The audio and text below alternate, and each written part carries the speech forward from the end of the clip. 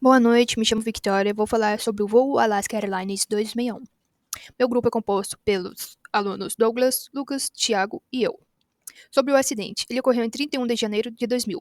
Aeronave Douglas MD-83, origem Puerto Vallarta, México. Destino Seattle. O acidente vitimou todas as 88 pessoas a bordo, sendo 83 passageiros e 5 tripulantes. Fatores que levaram ao acidente: falha no parafuso atuador do estabilizador.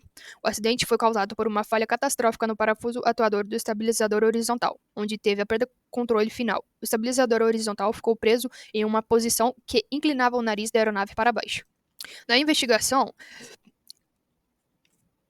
foi detectada manutenção inadequada, inspeções deficientes, onde poderiam ter detectado desgastes dos componentes, desgastes excessivo do parafuso atuador estava muito acima dos limites aceitáveis, e a resposta dos pilotos ao NTSB, onde elogiou a resposta da tripulação à situação a qual se encontrava, tentando diferentes manobras para a recuperação da aeronave.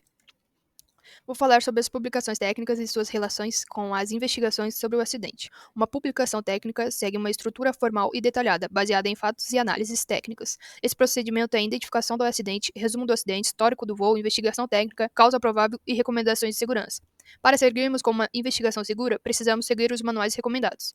Inicialmente, falando sobre o Manual de Manutenção de Aeronaves, onde fornece procedimentos detalhados para inspeção, manutenção e reparo de todos os sistemas da aeronave. Ele evita erros, melhora a confiabilidade e mantém a aeronave em operação dentro dos padrões exigidos.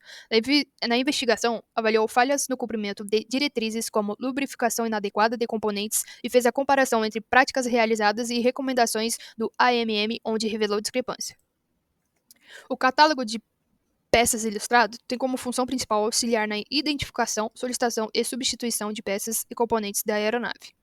Na investigação, identificou o componente defeituoso, o eixo atuador, e verificou conformidade com números de peças e especificações do fabricante. O relatório de revisão de manutenção tem a função de definir intervalos e requisitos para manutenção preventiva. Na investigação, detectou prolongamento inadequado dos intervalos de manutenção pela operadora e falhas em atender os intervalos recomendados contribuiu para o desgaste do atuador. O planejamento de manutenção de aeronaves tem a função de organizar e otimizar as atividades de manutenção diretamente na aeronave, garantindo que sejam realizadas de forma eficiente, segura e dentro das regulamentações. Na investigação, identificou falhas no planejamento de manutenção em intervalos inapropriados.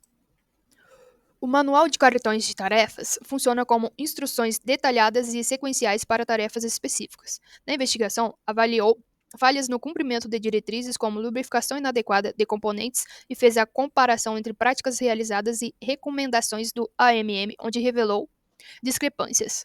No Manual de Manutenção de Componentes, fornece informações detalhadas sobre a manutenção, reparo e substituição de componentes específicos. Na investigação, identificou falta de conformidade com os procedimentos do CMM no caso do atuador. O Manual de Diagrama de Fiação, a sua função é fornecer diagramas dos sistemas elétricos detalhados da aeronave. Na investigação, verificou a integridade dos sistemas elétricos, descartando falhas relacionadas. Dentre os manuais falados neste momento, temos também umas publicações relevantes, onde tem o Boletim de Serviço, Diretiva de Aeronavegabilidade, o Manual de Prevenção de Corrosão e o Manual de Inspeções Não Destrutivas. Agora vou abordar sobre os requisitos de manutenção. Para compreendermos estes temas, precisamos saber primeiramente o que é o RIBAC. O RIBAC é o Regulamento Brasileiro de Aviação Civil. É um conjunto de normas e regulamentos emitidos pela ANAC, Agência Nacional da Aviação, responsável por regular, fiscalizar e controlar a aviação civil no Brasil. Esses regulamentos abrangem uma série de requisitos técnicos, operacionais e de segurança para a aviação, garantindo que as atividades aéreas sejam realizadas de forma segura e eficiente. Aspectos relevantes do RIBAC 145 relacionado com as falhas do Alasca. O regulamento RIBAC 145 estabelece os requisitos para organização de manutenção de aeronaves, cobrindo desde a certificação até a supervisão das operações e manutenção de aeronaves. Ele aplica-se a qualquer organização que possua um certificado de manutenção emitido pela ANAC. O regulamento RIBAC 145 exige inspeções rigorosas, registros completos, treinamento adequado e supervisão eficaz na manutenção de aeronaves. No caso do acidente, houve deficiências nas inspeções e nos registros, falta de ações corretivas e falta de treinamento especializado. Essas falhas impediram a detecção do problema a tempo, contribuindo para o acidente. A violação dos requisitos de segurança e manutenção do RIBAC 145 foi crucial para a tragédia.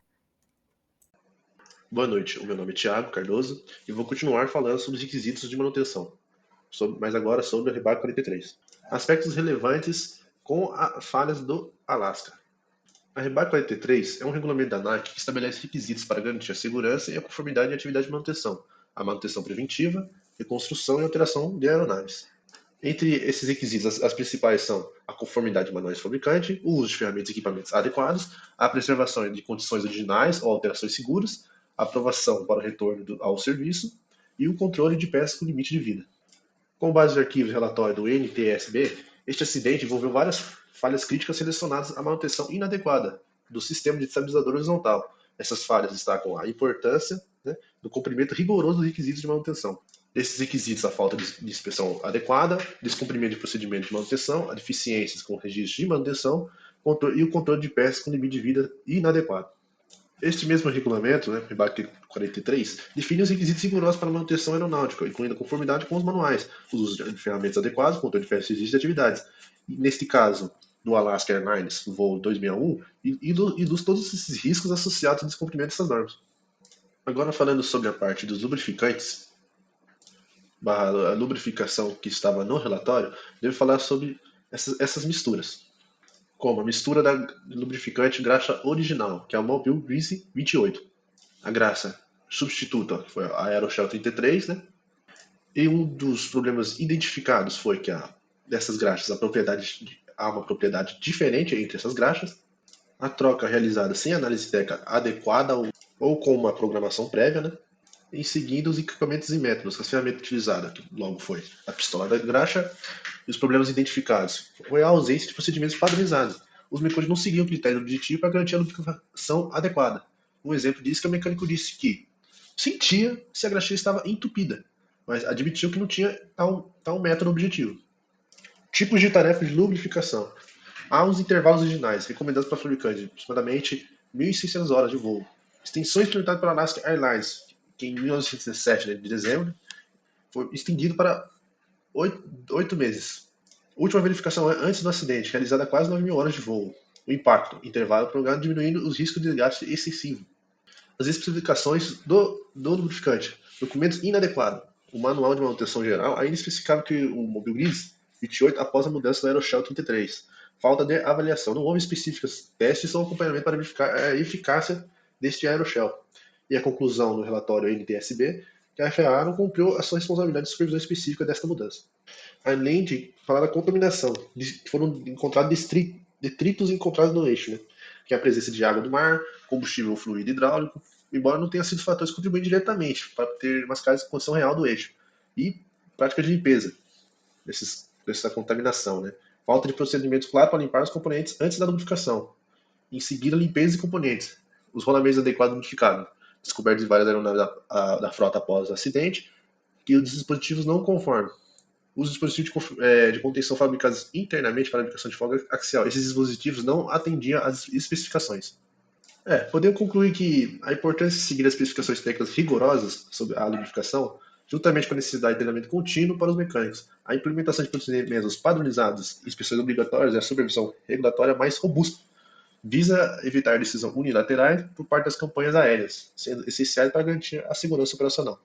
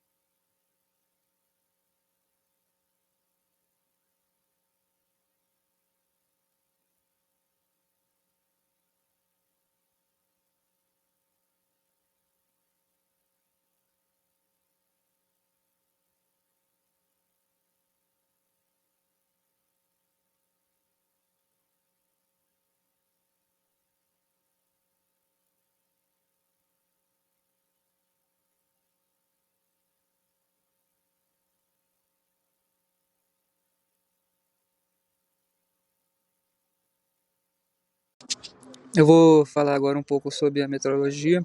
Depois de uma enorme investigação, foram constatadas falhas e identificado desgaste nas roscas do eixo e folga axial. Foram tomadas como recomendação para melhorar a medição de desgaste das roscas da folga axial.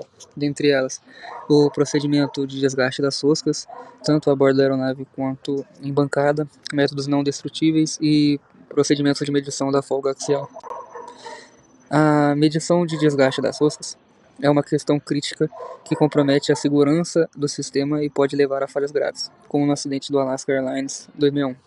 Sendo assim, a NTSB recomendou 2 tipos de procedimento para a melhoria da medição do desgaste das roscas do eixo, sendo elas a bordo da aeronave e em bancada. A bordo da bancada são operações limitadas devido ao ambiente de operação. São utilizadas ferramentas portáteis de precisão, como micrômetros e gabaritos de rosca. E em bancada, quando o componente é retirado da aeronave, as medições são mais detalhadas e precisas, usando técnicas avançadas como instrumentos de alta precisão e sistemas de leitura laser ou microscópicos. A medição da folga axial do conjunto do eixo é um fator crítico para a segurança da aeronave, pois sua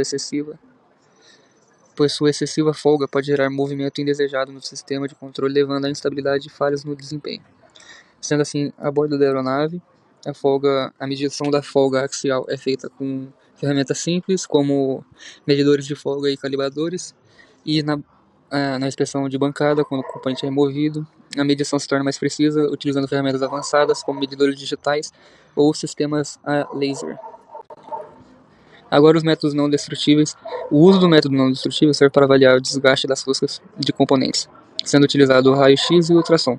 São recomendados para o processo. O raio-x ele permite examinar a integridade interna do eixo das roscas, identificando fissuras ou falhas internas invisíveis externamente. Já o ultrassom, ele utiliza ondas sonoras de alta frequência para detectar defeitos internos como trincas ou desgaste excessivo, gerando imagens que revelam alteração das propriedades do material. Agora, pela parte dos materiais, a falha mecânica relacionada ao sistema de controle, em parte, foi atribuída ao rompimento de uma parte do sistema do controle de voo, o jack screw, que controla o estabilizador horizontal. A falha foi causada pela falta de lubrificação e manutenção inadequada. Sendo assim, torna-se importante avaliar os processos de fabricação dos materiais e como os materiais utilizados no jack screw e em outros componentes críticos foram afetados pela qualidade do processo de fabricação, do controle de qualidade e especificações do material. Agora, a análise de materiais e tensões pelo componente da falha do jack screw sofreu uma falha por fadiga e desgaste, que é um fenômeno relacionado a ciclos repetitivos de estresse. Sendo assim, a análise de como diferentes materiais respondem a condições de operação e implicações de falhas em materiais sob condições de alta carga e tempo. Por conta disso, torna-se importante a verificação de realização de testes para poder ser calculada a vida útil de cada componente.